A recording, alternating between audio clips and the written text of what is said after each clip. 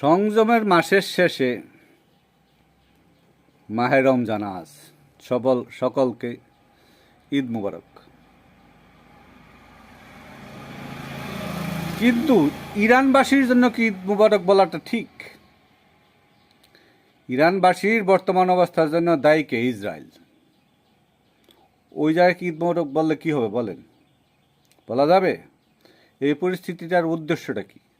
Israel শুধু নাচনেওয়ালি বুড়ি, ওনার কোনো লাভ লস কিছুই নাই। কার লাভ? আমেরিকার লাভ। America become a first in world.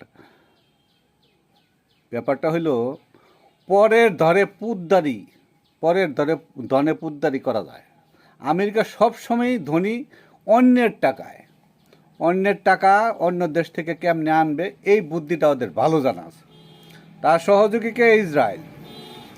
ভেনেজুয়েলার প্রেসিডেন্টকে অনৈতিকভাবে আটকে রেখেছে আমেরিকাতে এনে, যেটা কোনো সভ্য জাতির কাজই না। কোনো সভ্য মানুষ এই কাজটা করতে পারে না। এক দেশের নির্বাচিত সরকার তাকে তুলে নিয়ে গেছে। ঈদ মুবারক কাকে বলবেন? ঈদ মুবারক আসলে কাকে বলা উচিত বর্তমান সময়ে, এটা যার যার বিবেকই প্রশ্ন করে। এই যুদ্ধের শেষ কোথায়? ইরান যুদ্ধ কি সহসাই শেষ হবে? আমেরিকার ইচ্ছা এই জায়গায় তাদের ইরানের যত সম্পদ আছে সম্পদগুলার লুণ্ঠন করে আমেরিকা ফার্স্ট, যেটা ট্রাম্পের নির্বাচনী ওয়াদা, সেটা পূরণ করা।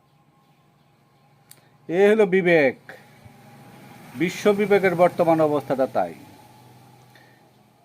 বর্তমান সময়ে ইরানের দাপটে আমেরিকা যদিও মৌখিকভাবে না বলুক, তারপর কিছু সাহায্য চায় অন্য দেশের কাছে। কেউ দেয় না। কে দিবে জানেন? ওই মধ্যপ্রাচ্য মুসলিম দেশগুলাই দেবে আমেরিকার সাহায্য। মুসলিম ভাইয়ের শত্রুতা বাজানোর জন্য আমেরিকার বুদ্ধি অনেক আগের থেকে জানা আছে। মধ্যপ্রাচ্যের দু একটা দেশ দেখবেন তাকে ঠিকই সাহায্য করবে, প্রয়োজনে ইরানের বিরুদ্ধে যুদ্ধ ঘোষণা করবে। অন্যান্য দেশ করবে না। ইউরোপের দেশেরা করবে না, নিউজিল্যান্ড, অস্ট্রেলিয়া ওদিকেও কেউ করবে না, কানাডাও করবে না, ইন্ডিয়াও করবে না। করবে কে? ওই ভাই মধ্যপ্রাচ্যে ভাই আছে না, অন্য মুসলিম দেশ, তারা ঠিকই করবে। তারা